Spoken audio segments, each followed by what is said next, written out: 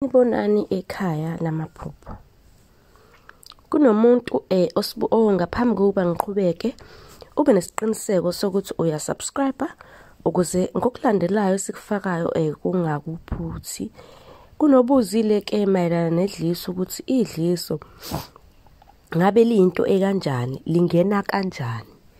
Ngoba omunye wesikhathi kuyenzeka uthola ukuthi udlisiwe noma ngithi ufakelwe idliso kodwa engaziboni.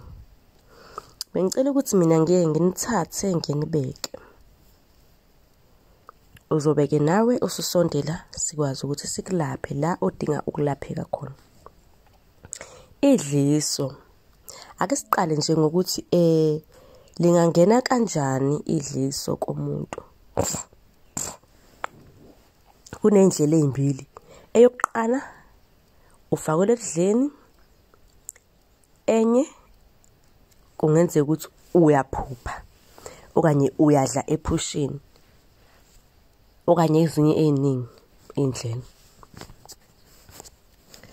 Uma uphupha ke wena udla noma mhlawumbe ngithi kukhona okuphuzayo ephusheni usuke ufakelwa idliso. Uyabo? Uma ukuthi lo muntu okunikayo noma lokho okuthatha ukuphuza ugcina ukuphuzile idliso lelo kusho ukuthi lingena ngokwephupho.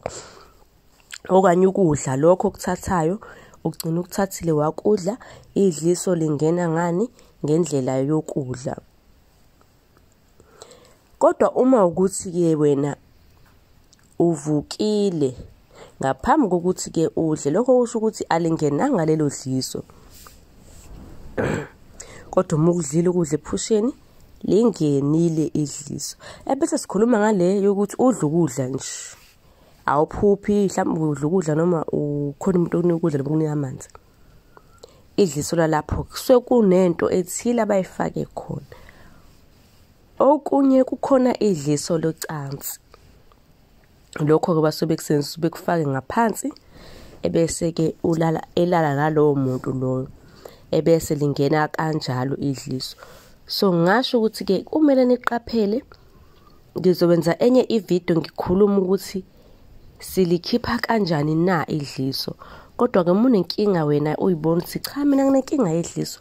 Ngicela usondele uthathe nansi inamba ebhaliwe ungibhalele ngizokwazi ke ukuthi mina ngikuposele okanye ngikuthumelele lokho sinakho la ekhemisi yethu lokho okuzokusiza ekuthenini ukhiphe idliso leli ofakwe lona. Isikhathini esiningi umuntu akayiboni. Ngenzeka ukuthi ekhaya mhlawumbe kukhona usisi noma ubhuti wena umbonayo ukuthi lo ngathi udlisiwe useshitshile asafana kuqala. Ungakwazi nawe ukuthi umsize. Sondela njengamanje.